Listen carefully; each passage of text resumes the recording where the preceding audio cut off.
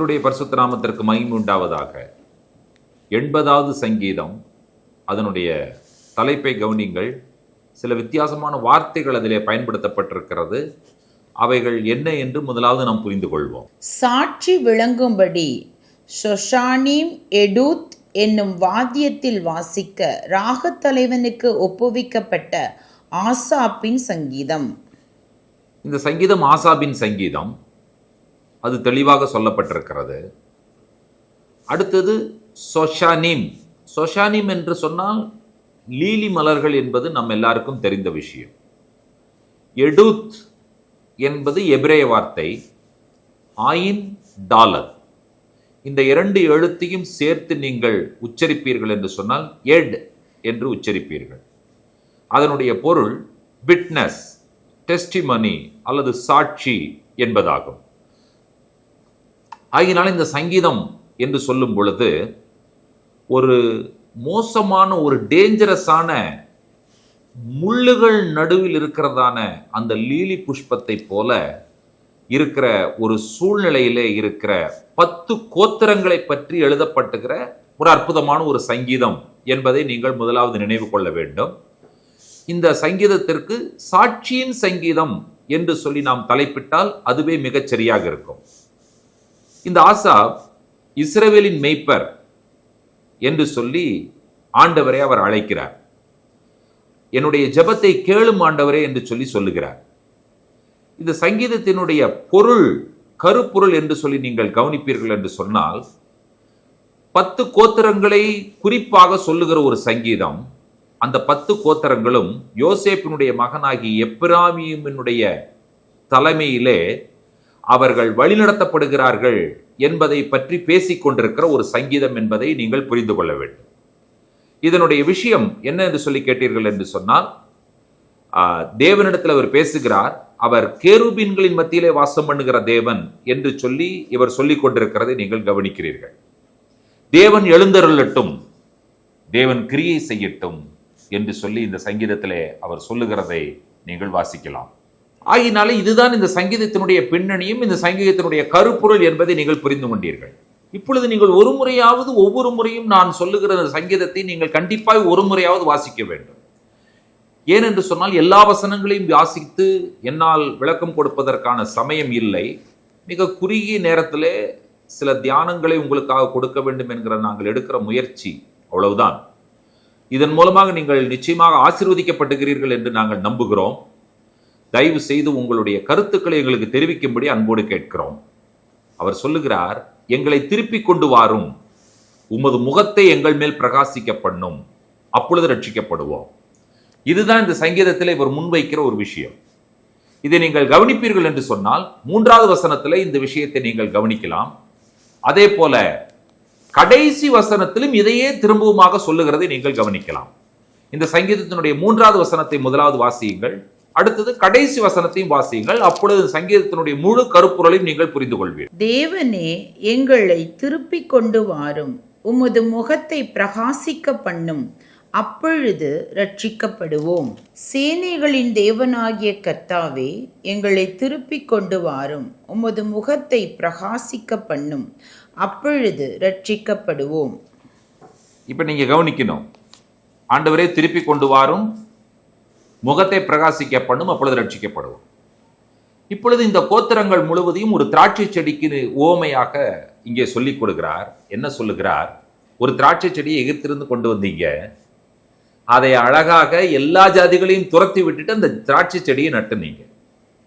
இப்பொழுது அது ஓங்கி வளர்ந்தது. அந்த திராட்சை செடியின் நிழலின் மூலமாக மலைகள் சந்தோஷமாக மூடப்பட்டது. அந்த திராட்சை செடியை பற்றிய வர்ணனையை பாருங்கள். இவ்வளவு அழகாக நடப்பட்ட திராட்சை செடி என்ன நடந்து, அதற்கு என்ன ஆனது என்று சொன்னால், வழி நடக்கிற யாவரும் அதை பறிக்கும்படியாக நீர் அதன் அடைப்புகளை தகர்த்து போட்டீர். முடிஞ்சதா? வேலி இல்லாத திராட்சை செடியாக நாங்கள் இருக்கிறோம். இப்பொழுது காட்டு பன்றி வந்து அதை கெடுத்து போடுகிறது. வெளியினுடைய மிருகங்கள் அதை மேய்ந்து போடுகிறது. உங்களுக்கு புரியும் நினைக்கிறேன். திராட்சை செடி என்று சொல்லுது இஸ்ரவேல் தேசம். கர்த்தர் இஸ்ரவேல் தேசத்தினுடைய அக்கிரம நிமித்தமாக, மீறுதல் நிமித்தமாக அதன் அடைப்புகளை எடுத்து போடுகிறார். ஆகினால் மற்ற ஜாதிகள், மற்ற தேசங்கள் வந்து இஸ்ரவேல் தேசத்தை அவர்கள் பாழடிக்கிறார்கள், கெடுத்து போடுகிறார்கள் என்று சொல்லி நீங்கள் வாசிக்கிறீர்கள், புரிந்திருக்கிறீர்கள். மிருகங்கள் அதை மேய்ந்து போடுகிறது என்று சொல்லி சொல்லுகிறார். ஆகினால இவருடைய விண்ணப்பம் என்னவாக இருக்கிறது என்று சொன்னால், சேனைகளின் தேவனே திரும்பி வாரும், கண்ணோக்கி பாரும், இந்த திராட்சை செடியை விசாரித்தருளும். யாரை? இஸ்ரவேலை விசாரித்தருளும் என்று சொல்லி சொல்லுகிறார். நீர் நாட்டின், உம்முடைய வலதுகரம் நாட்டின இந்த திராட்சை செடி, நீர் திடப்படுத்தின இந்த கிளை, ஆண்டவரே நீங்க திரும்பி வாங்க, அற்புதம் செய்யுங்க, இதை நீங்கள் எங்களுக்கு செய்யுங்க என்று சொல்லிவிட்டு கர்த்தருக்கு ஒரு வாக்குறுதி இவர்கள் இந்த சங்கீதத்தில் கொடுக்கிறார்கள். அதை 18ஆம் வசனத்தில் வாசிக்க கேட்போம். அப்பொழுது உம்மை விட்டு பின்வாங்க மாட்டோம், எங்களை உயிர்ப்பியும், அப்பொழுது உமது நாமத்தை தொழுது கொள்வோம். பின்வாங்க மாட்டோம், தொழுது கொள்வோம். எத்தனை பேர் இந்த வாக்குறுதி ஆண்டவரிடத்திலே கொடுப்பதற்கு இந்த காலை வேளையில் ஆயத்தமாகி விட்டீர்கள்? திராட்சை செடியை போல கர்த்தர் நம்மை அழகாக நட்டு வைத்தார். நிழல் கொடுக்கிறவர்களாக, ஆசீர்வதிக்கப்பட்டவர்களாக நாம் இருந்தோம். ஆனால் நம்முடைய காரியங்கள் நிமித்தமாக நாமே நம்மை கெடுத்து கொண்டோம். இப்பொழுது கர்த்தரிடத்துல திரும்பவும் இந்த விண்ணப்பத்தை வைக்கிறோம். ஆண்டவரே, நாங்கள் உம்மை விட்டு பின்வாங்க மாட்டோம், எங்களை உயிர்ப்பியும், நாங்கள் உம்மை தொழுது கொள்ளுவோம் என்கிறதான வாக்குறுதியை இஸ்ரவேல் மக்கள் கொடுப்பதை போல நாமும் இந்த காலவேளையில் இந்த வாக்குறுதியை இஸ்ரவேலின் தேவனிடத்துல கொடுப்போம். கர்த்தரிடத்துல நாம் சொல்லுவோம், எங்களை திரும்பவும் ரெஸ்டோர் பண்ணுங்க. எத்தனை பேருக்கு இந்த ரெஸ்டோரேஷன் தேவைப்படுகிறது? எனக்கு தேவைப்படுகிறது. இந்த செய்தியை கேட்டுக்கொண்டிருக்கிற ஒவ்வொருவருக்கும் ரெஸ்டோரேஷன் ஆண்டவரிடத்திலிருந்து தேவைப்படுகிறது. திருப்பி கொண்டு வாங்க ஆண்டவரே. அடுத்தது, உம்முடைய முகத்தை எங்கள் மேல் பிரகாசிக்க பண்ணும். Let your face shine upon us. எங்கள் மேல பிரகாசிக்கட்டும் ஆண்டவரே. அவருடைய முகம் நம் மேல விழுந்தாலே போதும், நம் பிரகாசமாக மாறிவிடுவோம். அப்பொழுது சங்கீதக்காரன் சொல்லுகிறார், ரட்சிக்கப்படுவோம் என்கிறதான சந்தோஷமான செய்தி சொல்லப்படுகிறதை நீங்கள் கவனிக்கிறீர்கள். ஆம் பிரியமான தேவனுடைய பிள்ளைகளே, சாட்சி, எடுத், எட், சாட்சி. எது சாட்சி? பாருங்கள், நாங்கள் ஒவ்வொருவரும் சாட்சி. எதனால் நாங்கள் சாட்சிகளாக மாறினோம்?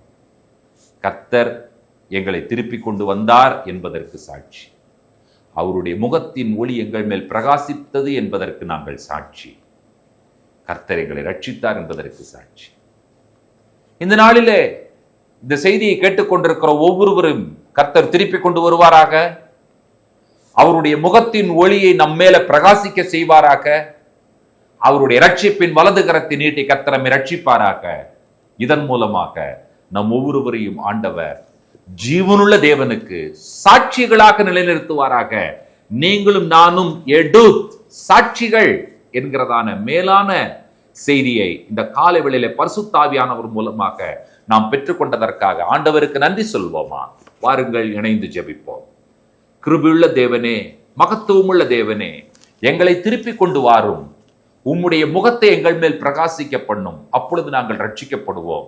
ஆண்டவரே, உம்மை விட்டு பின்வாங்க மாட்டோம், எங்களை உயிர்ப்பியும், நாங்கள் உம்மை தொழுது கொள்வோம்.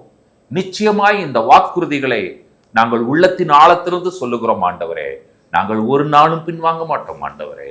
நாங்கள் உம்மை தொழுது கொள்ளுகிற ஜாதியாய் இந்த உலகத்துல நாங்கள் வாழ்கிறோம். அது மட்டுமல்ல, நாங்கள் ஒவ்வொருவரும் ஜீவனுள்ள தேவனுக்கு உண்மையுள்ள சாட்சிகளாக நாங்கள் இருக்க ஆசைப்படுகிறோம். எங்களை சாட்சிகளாக நிலைநிறுத்த நீர் ஒருவர் போதுமானவர் என்பதை அறிக்கை செய்கிறோம். தொடர்ந்து எங்களோடு கூட எங்களை வழி நடத்துவீராக. துதி, கன, மகிமை உமக்கே ஏறெடுக்கிறோம். இயேசு கிறிஸ்துவின் வல்லமுள்ள நாமத்தில் வேண்டுகிறோம் பிதாவே. ஆமேன், ஆமேன். நம்முடைய கர்த்தராகிய இயேசு கிறிஸ்துவின் கிருபையும், பிதாவாகி தேவனுடைய அன்பும், பரிசுத்த தேவாவியானவருடைய அந்யோன்ய ஐக்கியமும் சிநேகமும் நம்மனோடும் கூட கர்த்தருடைய வருகை பரியந்தம் நீடித்து நிலைத்திருப்பதாக. ஆமேன், ஆமேன். God bless you. Shalom.